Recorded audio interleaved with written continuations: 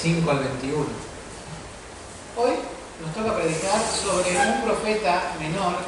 Se llama un profeta menor porque los libros son más cortitos en el Antiguo Testamento. El profeta Amós. Muchas personas le pedís que busquen Amós en la Biblia y van a tardar en encontrarlo. Aclaro que está en el Antiguo Testamento.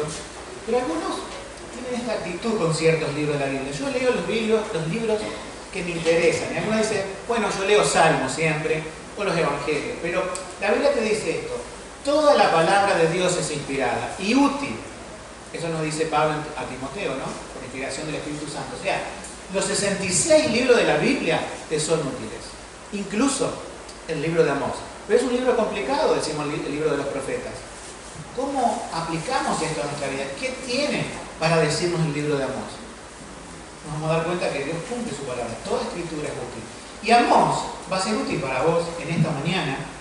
Pero voy a hacerte una introducción porque llegar al punto más valioso del mensaje del libro de Amós, imagínense como esos regalos que a veces hacen, no sé, prometido a su prometida, que le da una caja grande, abre un paquete, sale otro paquete más chiquito, hasta que llega a lo último, que es, supuestamente, un anillo de compromiso. Y eso es lo valioso. Pero todo lo demás causaba expectativa. Bueno, en el libro de Amós vamos a ver así, vamos a ir sacando cajas, hasta llegar al centro, que ahí está Jesucristo y su precioso Evangelio. Y vale la pena hacer toda la introducción para que uno entienda por qué Dios dio el libro de Amós, que no fue para Israel solamente, es para nosotros, para la iglesia. Eso tengan en cuenta. Cuando ustedes lean el Antiguo Testamento, Dios lo dio no solamente para Israel, sino también para la iglesia. Si no, nos quedaríamos con la mitad de la Biblia. Pero tenemos la Biblia entera, 39 libros en el Antiguo Testamento y 27 libros en el Nuevo Testamento. Y hemos leído Hechos, ¿por qué? Porque es el libro del Nuevo Testamento que conecta con este profeta Amós, así como el domingo pasado vimos también Hechos que conectaba con el profeta Joel. Si Dios no hubiese inspirado a sus apóstoles, a los pastores del Nuevo Testamento, a conectar estas porciones del Antiguo Testamento, estaríamos perdidos. Agarraríamos el libro de Joel y no sabríamos qué decir, tomaríamos el libro de Amós y no sabríamos cómo aplicarlo. Pero gracias a Dios, con la Escritura en su contexto podemos tener esto. Déjenme hacer una introducción. Los profetas, y yo lo tengo que decir porque contemporáneamente se escucha que hay profetas por todos lados en la iglesia. Viene el profeta tal, nosotros no creemos en los profetas, creemos en estos profetas, en los profetas que están en la Escritura. Pero van a notar una diferencia entre los profetas falsos actuales y los profetas que Dios enviaba. Si alguno conoce el libro de Amós, tiene 9 capítulos. 9 capítulos. Es uno de los más largos de los profetas menores, ¿sí? Ahora, del capítulo 1 hasta el capítulo 9 no hay nada bueno que te diga Amós, por lo menos en Israel. Son todos juicios. El profeta de ahora dice, este va a ser el año de la bendición, este va a ser el año de esto te va a ir bien en tu vida. Con eso te das cuenta que aquellos reyes de Israel que querían tener falsos profetas llamaban a todos los que le dijeran que iban a pasar cosas buenas. Y aquellos que le decían que había un juicio de Dios por su pecado, a estos los mataban, o los perseguían, o los apedreaban. Amós tiene 9 capítulos. Solamente la última partecita del libro tiene una esperanza. Y ahí es la última cajita de esto que vamos a ir sacando, ¿sí? Que es el Evangelio de Cristo. Uno dice, ¿cómo puede ser 9 capítulos de juicio y solamente un par de versículos antes de terminar? Pero gracias a Dios que están esos versículos antes de terminar que te da la esperanza gloriosa de Cristo Jesús. Porque si no, ¿qué sería? Puro juicio. Pero no es así. Sí, Dios tiene un juicio, lo tuvo con Israel. Le damos una introducción histórica muy simple, para que toda la congregación nos ubiquemos en aquel tiempo, aproximadamente 790 años antes de Cristo, entre un tiempo que reinaba el rey Usías y el rey Jeroboam II. Era contemporáneo a Amós de otro profeta que se llama Oseas, que también lo encontrás en la Biblia. El reino de Israel en aquel tiempo estaba dividido, después de Salomón se dividió en el reino del norte, el reino del sur, o sea, Israel y Judá. Y la idolatría, culpa de Jeroboam, ese rey perverso como no había otro, todo Israel estaba metido en la idolatría. A tal punto que ustedes sabrán y recordarán que había un lugar de adoración central que estaba en Jerusalén, que era el templo que había construido Salomón. ¿Saben lo que hizo Jeroboam? Construyó otros dos, mucho más chicos, y puso en cada uno un becerro de oro. Idolatría. Adoraban al dios de la guerra, al dios de la fertilidad y a la diosa del sexo. Eso adoraba Israel en aquel tiempo. ¿Cómo no iba a estar enojado Dios con ellos? ¿Y cómo no iba a mandar profetas como Amós que le dijeran esto no les va a ir nada bien? Aparte, en aquel tiempo, aparte de la idolatría, le iba bien económicamente. O sea, tenían dinero y ¿saben qué?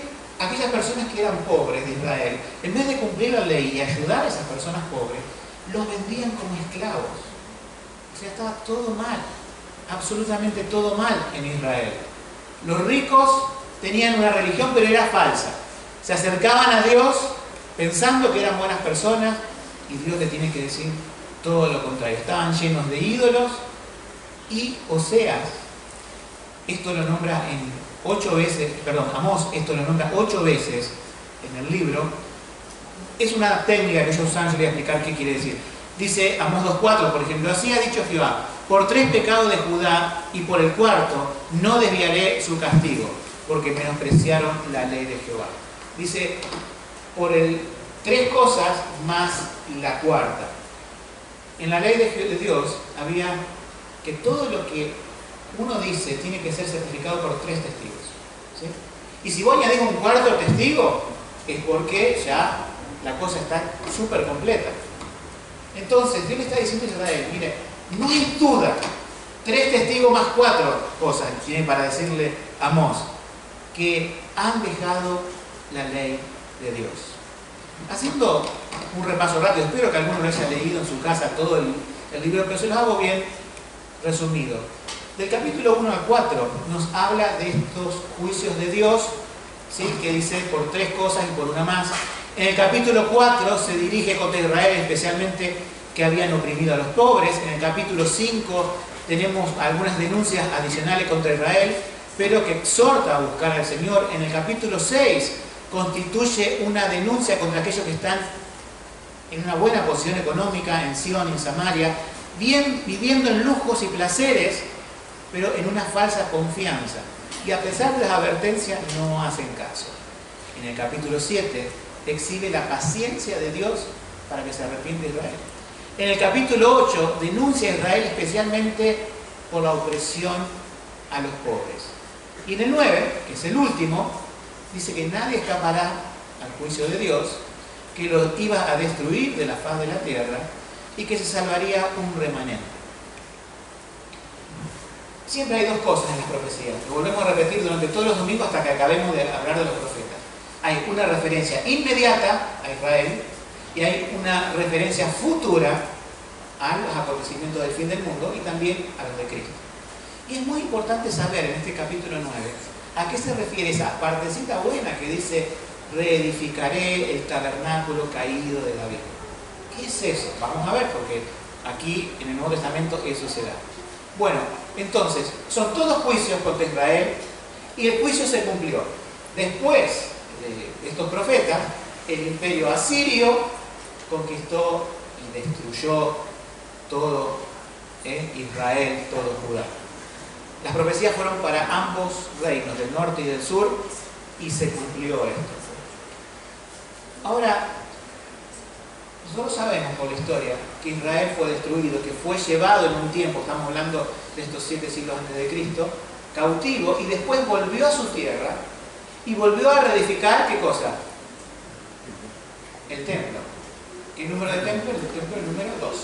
Porque el primero, el reino de Salomón, fue destruido, el segundo fue reedificado, esos son los libros de Esdras y Nehemías en la Biblia, y el que le dio un gran esplendor a ese templo, extrañamente, fue un tal Herodes, no el Herodes del tiempo de Jesucristo, sino otro antes, que lo llenó de oro el templo, un gentil, o sea, no era judío. Extrañamente pasó eso. Quedó ese templo como una de las maravillas en los tiempos de Jesús. Después vamos a volver sobre ese tema. Pero lo que vamos entendiendo es lo siguiente, ¿sí? El contexto del libro de Amós es este. Juicio, juicio, juicio, juicio, del 1 al capítulo 9. Y una partecita del capítulo 9 dice, si está todo destruido, Dios va a levantar. Y vamos a ver qué es lo que Dios levantó, qué es realmente importante. Desde ya le digo que no tiene que ver con Israel solo, tiene que ver con toda la humanidad, tiene que ver con todos los creyentes en Cristo.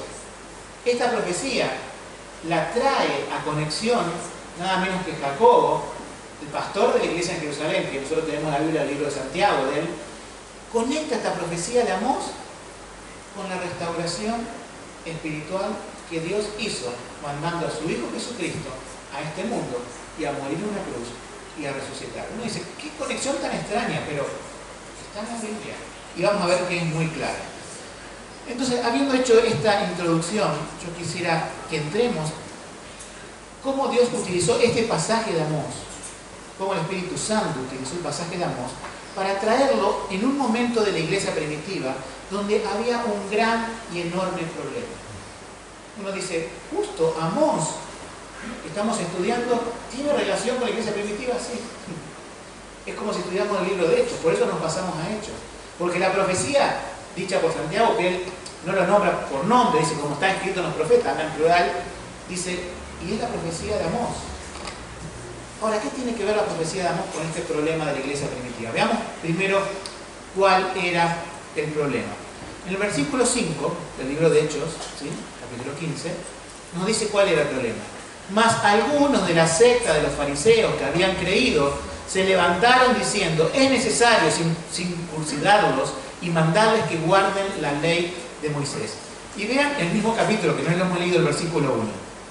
Entonces algunos que habían descendido de Judea enseñaban a los hermanos, si no circuncidáis conforme al rito de Moisés, no podéis ser salvos. ¿Qué era lo que pasaba?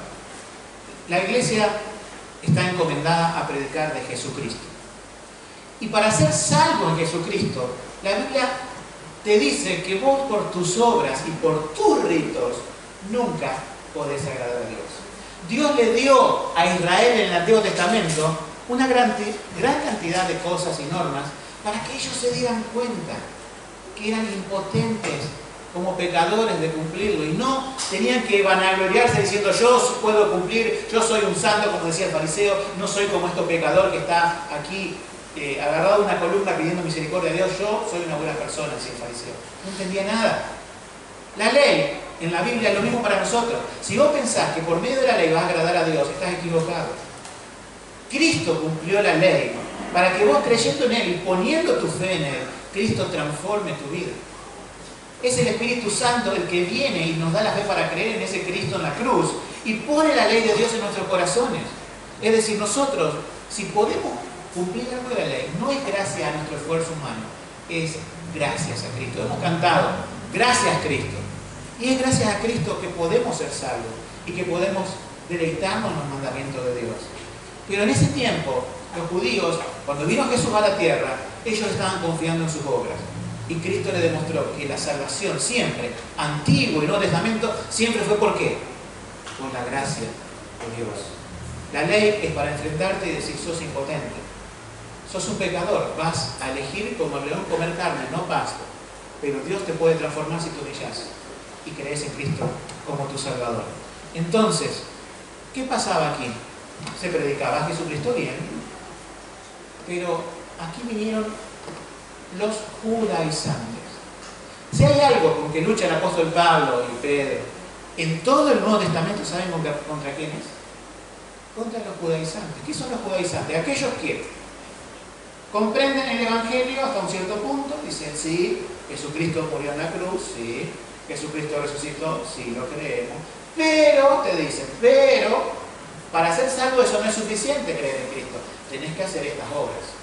En este caso, la circuncisión y guardar ciertos aspectos de la ley. Entonces, ellos, los judaizantes, hacen esto, ponen el Evangelio, ponen un signo más, obras igual a salvación. Esa es su ecuación. Equivocada. La Biblia lo quita todo y dice, solamente por la fe en Cristo serás salvo. Solamente por Cristo. Ahora, los judaizantes trastornaron a la iglesia primitiva y ya las personas no sabían si eran salvas, diciendo, pero yo creía en Cristo. ¿Qué más tengo que hacer? No, venían algunos de Judea, como dice el versículo 1, y diciendo, mira, si vos no haces esto y esto, no sos salvo. No alcanza con Cristo, no alcanza con Cristo, te decían. Hay que hacer estas cosas.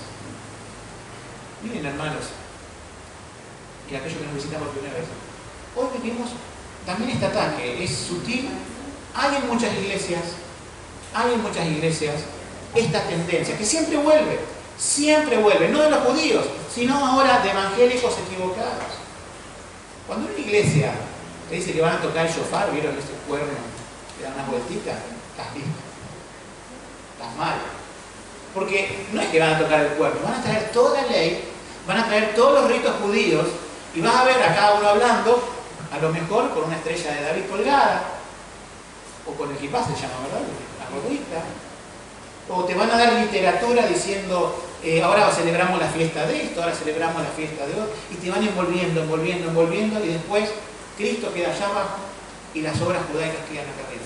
Ya se terminó eso, es claro en el Nuevo Testamento, pero siempre vuelve, con este engaño o con otro, pero también hay judaizantes en nuestro tiempo, hay iglesias enamoradas de Israel, están todo el día pensando en Israel, aplican todas las profecías de Israel y se olvidan de Cristo. Obviamente, el pueblo de Israel es valorado por nosotros, por causa de los padres, dice el apóstol Pablo, porque Dios escogió a Abraham, que era el que formó a Israel. Dios hizo un pacto con David, que fue el rey por excelencia de Israel, más que Salomón. Nosotros amamos a los israelitas en ese aspecto, de que fue el pueblo de Dios. Pero sabemos que cuando Cristo vino, hizo de ambos pueblos, o sea, judíos y gentiles, un solo pueblo, y que ya no mezclaba la ley más las obras.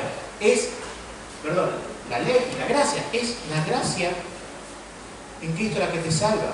Y si vos podés cumplir algo de la ley de Dios, es como consecuencia de ser salvo, no para ser salvo. Repito esto porque esto es la esencia del Evangelio. Vos no podés ser salvo por obras, tampoco podés ser salvo por gracia más obras. Fíjense que es una mezcla. Los Gálatas, en la Biblia, el libro de Gálatas, cuando mezclaron la fe más las obras, Pablo le dijo que era ¿qué? Otro evangelio. O sea, otro evangelio no se transforma cuando se contradice al evangelio, sino cuando le agregás algo más al evangelio, ¿se entiende? Cuando le agregás algo más a Cristo y su muerte en la cruz, se transforma en un falso evangelio. Si le querés agregar obras, dar dinero o un montón de cosas que se dicen, no, vos le agregás algo a la ecuación y la ecuación no cierra. Porque solamente Cristo salva y su sacrificio en la cruz es suficiente para salvar a cualquier pecador que pone su fe en Él y confía en que esa muerte fue por sus pecados. Le pide perdón, se abraza a Cristo y dice, tú solo puedes salvar. Nada de lo que yo haga podrá hacerlo. Nosotros los cristianos no vivimos sin ley, aclaro esto. La ley de Dios tiene sentido en nuestra vida porque Cristo nos salvó. Porque la ley de Dios es santa, pura y justa. Porque el Salmo 1 nos dice que uno se deleita en la ley de Dios y en los mandamientos de Dios medita. ¿Cómo uno se va a deleitar en algo de la ley de Dios si no tiene esta nueva naturaleza en Cristo? Solamente la oveja puede deleitarse en pasto. Vos le das pasto a un león y el león lo va a escupir. Pero cuando Cristo te transforma y sos una oveja de Él, te deleitas en su ley. Y obviamente todavía seguís luchando con el pecado, pero le pedís ayuda al Señor. No para mantener tu salvación, porque la salvación la compró Él. Algunos piensan que los cristianos somos, a veces, cuando decimos que la salvación no se pierde, somos anti-ley. Decimos, bueno, entonces fui salvo, hago lo que quiero. Si pensás así, realmente no conoces a Cristo. Si pensás que después de ser salvo, entre comillas, vas a hacer lo que querés en tu vida, no. Cuando sos salvo, Cristo pone en tu corazón un nuevo afecto, un nuevo corazón que lo ama y lo sirve a Él. Entonces, cuando vos conocés la gracia, no le vas a agregar nada a la gracia de Dios. Estas personas le agregaban a la gracia de Dios y hubo un problema tal en la iglesia primitiva que tuvieron que hacer un concilio. Es decir, tuvieron que llamar a los apóstoles que estaban en diversos lugares, con un viaje que no era corto, no había avión, no había nada de eso, a Jerusalén, a la asamblea de Jerusalén o el concilio de Jerusalén, y vean un poco ahora qué decían los apóstoles. Versículo 7, ¿sí? Dice, que Pedro, que habló, y en el versículo 8 y 9, dice que Dios no hizo diferencia entre los gentiles y los judíos. Nosotros encontramos que después de mucha discusión, Pedro se levantó y les dijo: varones hermanos, vosotros sabéis que hace mucho tiempo Dios escogió entre nosotros que los gentiles, o sea, los no judíos, todas las demás naciones, oyeran por mi boca la palabra del Evangelio y creyeran. Y Dios, que conoce los corazones, le dio testimonio dándole el Espíritu Santo, así como a nosotros. No hizo diferencia. Está diciendo, Dios salvó a judíos tanto como a gentiles. Dios le dio el Espíritu Santo a judíos tanto como a los no judíos, que son los gentiles. No hizo ninguna diferencia. Entonces siguen levantándose los apóstoles testificando de estas cosas. Nosotros lo podemos leer en el versículo 10, en el versículo 12. Entonces toda la multitud cayó y escucharon, fíjense, ahora a dos personas, un colaborador y un apóstol, Pablo. Entonces toda la multitud cayó y escucharon a Bernabé y a Pablo, que contaban cuán grandes maravillas y señales Dios había hecho por ellos entre los gentiles. Nosotros vemos que el apóstol Pedro, que era referente de los judíos, se levanta y dice: la salvación es por gracia, no es por obra, y es tanto para judíos, para no judíos. Se levanta Bernabé y Pablo, también dos enormes predicadores, evangelistas de toda Asia Menor, Grecia y hasta Roma. Se levantan y dicen: nosotros que estamos yendo a los gentiles, vemos que la gente se salva por la gracia de Dios en Cristo. Quizás en esa asamblea estaban presentes los judaizantes que decían: hay que guardar la ley de Moisés y la circuncisión para ser salvo, y se iban haciendo más pequeños, porque ya todos los apóstoles estaban testificando, diciendo: no es así como ustedes piensan, no le podés agregar al evangelio cosas. ¿Y quién se levanta por último? Se levanta el pastor de la iglesia. O sea, era un lugar grande en Jerusalén, el mismo pastor de la iglesia, quizás había otros más, pero este era el principal, era el que predicaba, era el que escribió la carta. Se levanta Jacobo o Santiago, que son sinónimos. Esto lo tenemos en el versículo 13. Y después que hubieron callado, es el que pone el broche final. Jacobo respondió diciendo: varones hermanos, oídme. Simón, o sea Pedro, ha contado cómo Dios visitó a los gentiles al principio para tomar de ellos pueblo para su nombre. Y con esto concuerdan las palabras de los profetas como está escrito. Y acá viene la profecía de Amós. Fíjense, acá conecta el libro de Amós.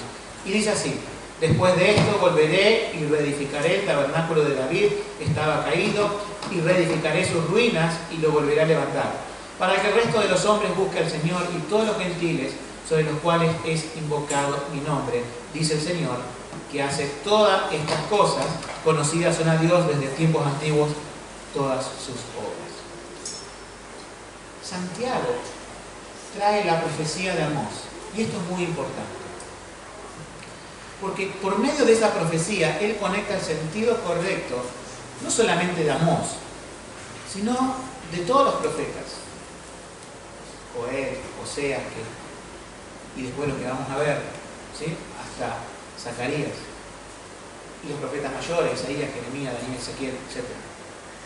Conecta, esta conexión que hacen es para que nosotros, o la iglesia, cuando estudie la Biblia, vaya al Antiguo Testamento y conecte el Antiguo Testamento ¿con quién? ¿Con ritos judíos?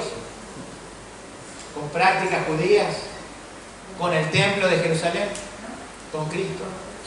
Con Cristo. Cristo en toda la Escritura. Cristo en cada parte de la Biblia. Cristo en cada versículo, haciendo de alguna forma, apuntando todo el libro hacia ese plan glorioso de redención en la cruz que hizo Dios a través de su Hijo Jesucristo.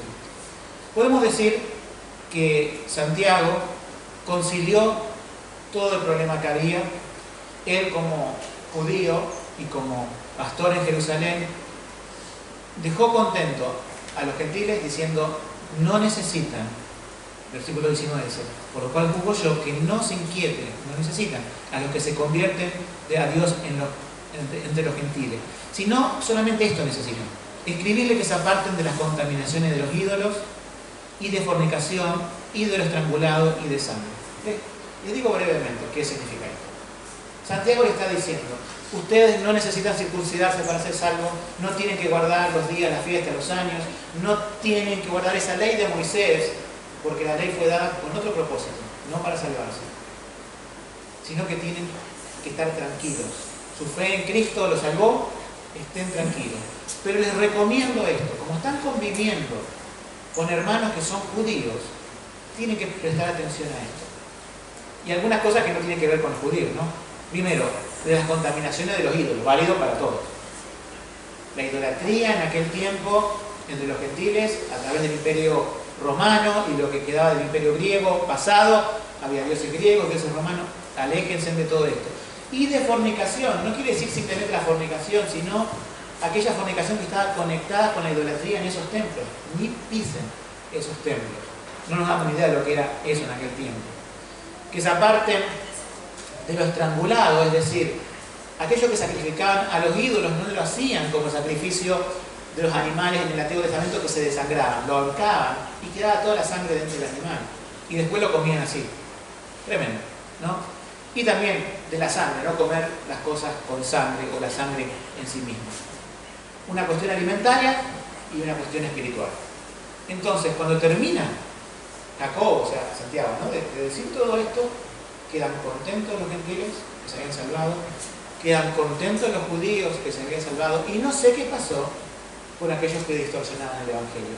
Si se levantaron enojados y se fueron. No sé qué pasó, la Biblia no lo dice, pero siguieron haciendo problemas mucho después de esto. Ahora, fíjense que fuimos sacando caja tras caja, ¿no? Dimos un panorama del libro de Amós histórico, fuimos al concilio de Jerusalén, sacamos otra caja, vimos lo que decían los apóstoles, vimos lo que decía Santiago conectando la profecía y nos aproximamos a la cajita más chiquita, a la que tiene el valor, a la que tiene el anillo de diamante, que es, por así decirlo figuradamente, ¿no? Es el Evangelio, es Cristo.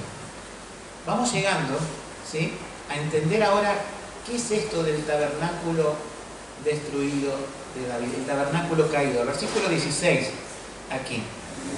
Después de esto volveré y reedificaré el tabernáculo de David que estaba caído.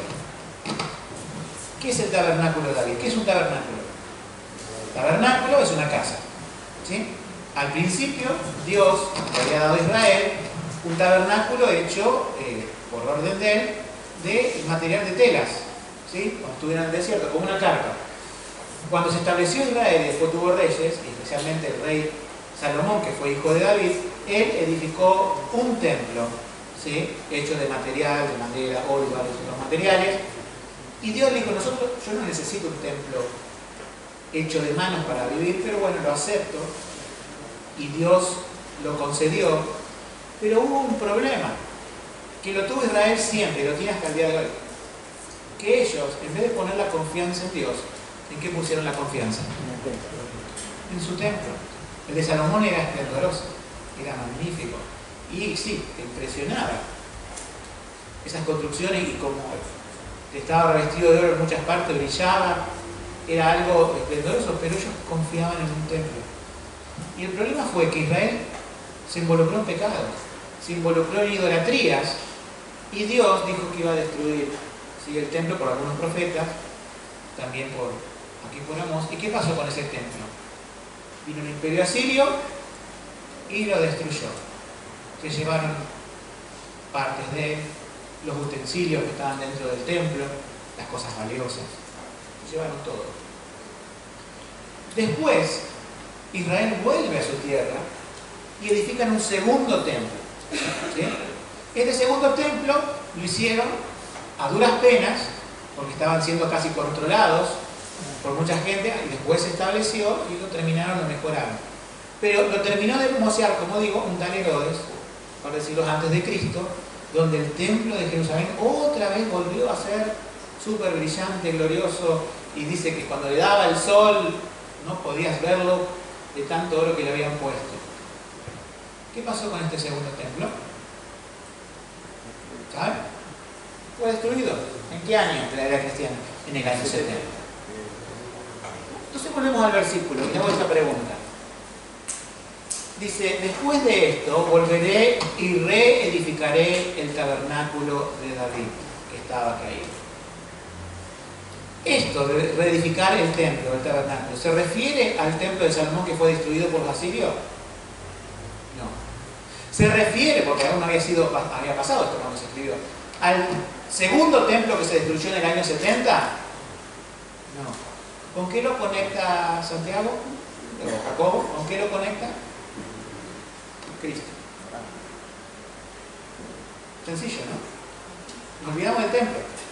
Está hablando ya de una parte espiritual. Porque dice, toda la introducción es, todos esos gentiles que se salvaron, esta es la profecía de Amós, que reedificaré el tabernáculo de David, que estaba caído, sus ruinas lo volveré a levantar para que el resto de los hombres, todos los judíos, todos los gentiles, busquen a Dios. Le hago una aclaración antes de pasar a lo más importante. En la profecía de Amós hemos visto que habla para que el resto de Edom busque a Dios, ¿verdad? Y acá dice para que el resto de los hombres. Bueno, el problema es este, pero lo entendemos ahora en nuestra época, ¿sí? Cuando vos estudiás el idioma hebreo, te das cuenta que no usan vocales escritas en aquel tiempo. Ellos tenían simplemente consonantes. Es raro, te puede sonar raro, pero sí. El idioma hebreo es solo con consonantes. Uno dice, bueno, si no sabés las vocales, ¿cómo sabés cómo se pronuncia? Hay algunas reglas de pronunciación, pero sobre todo era por tradición oral. Las madres enseñaban a los hijos a leer, también los padres enseñaban la escritura. Entonces sabían, por ejemplo, cuando tenía dos consonantes, qué palabra era por el contexto, ¿sí? Edom y Adán son iguales. O sea, vos le sacás las vocales y te quedan las mismas consonantes en hebreo.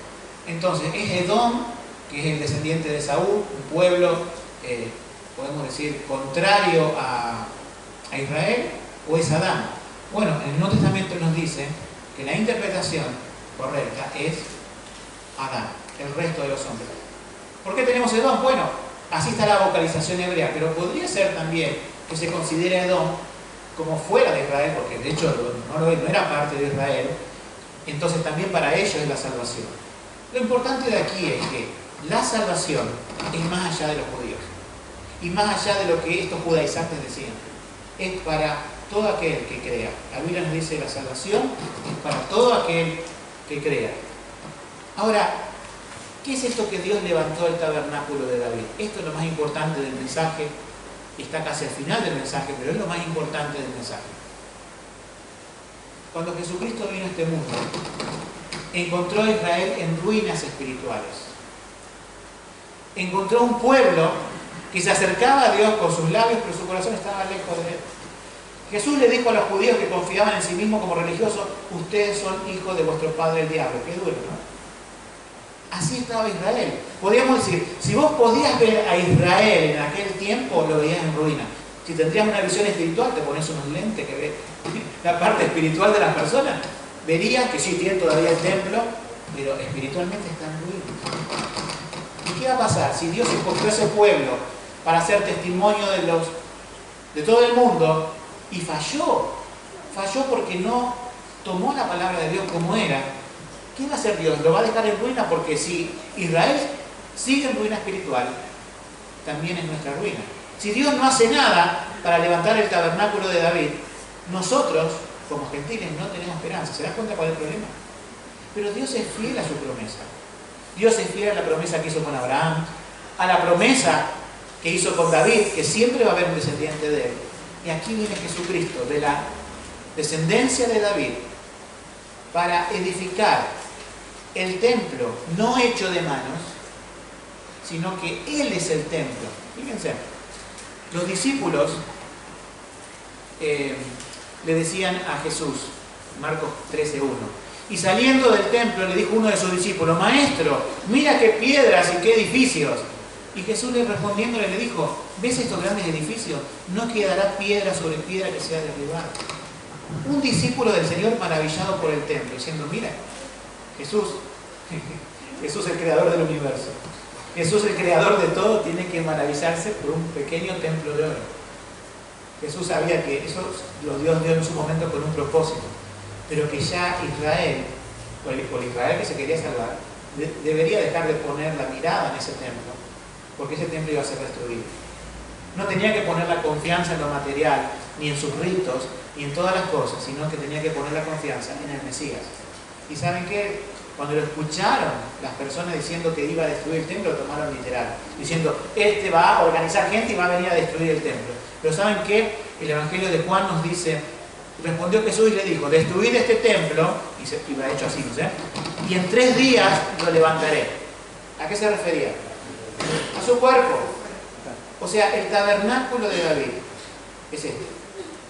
Dios envía a su Hijo a tomar humanidad, a tabernaculizar, nos dice en el Nuevo Testamento, es el verbo que se utiliza cuando dice tomar carne, es decir, fue 100% Dios y 100% hombre.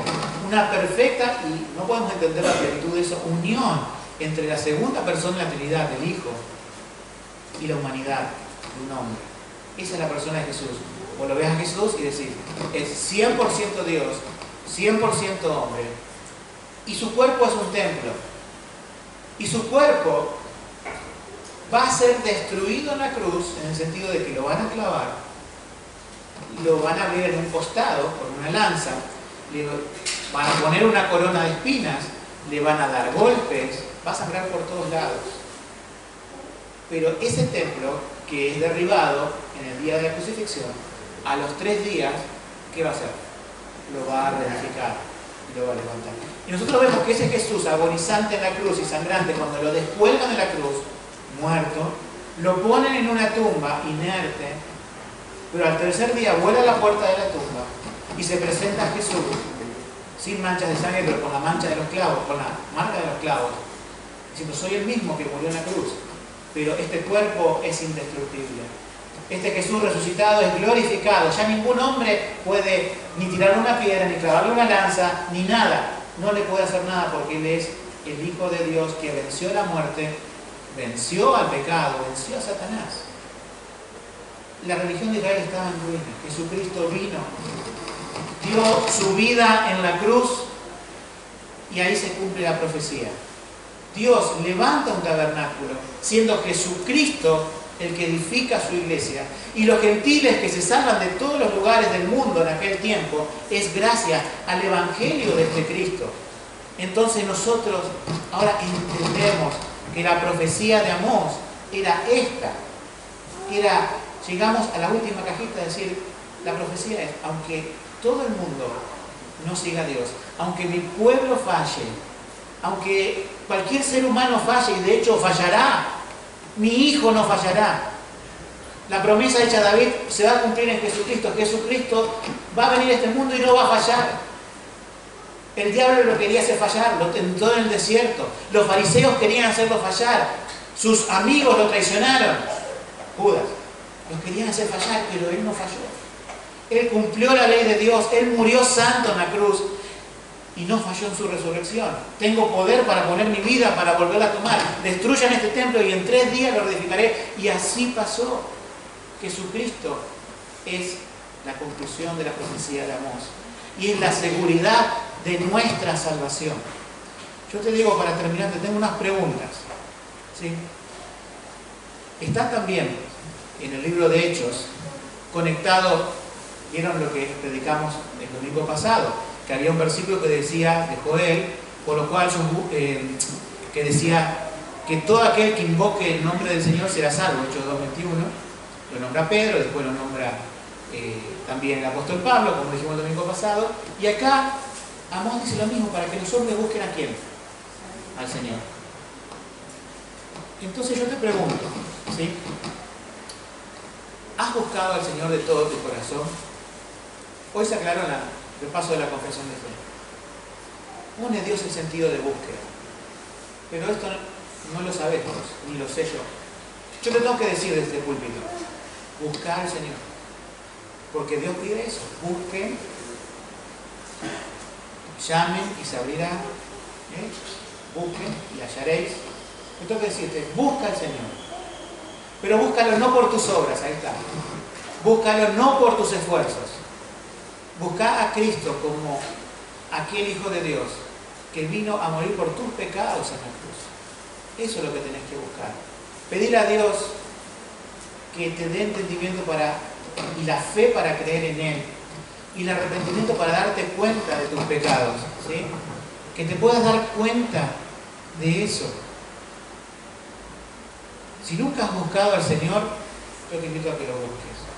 También nos habla para que se conviertan, ¿sí? Porque dice en Hechos 15:19, por lo cual yo juzgo que no se inquiete a los que se convierten a Dios entre los cristianos. ¿Sabes de qué se trata ser cristiano? No es venir a una iglesia.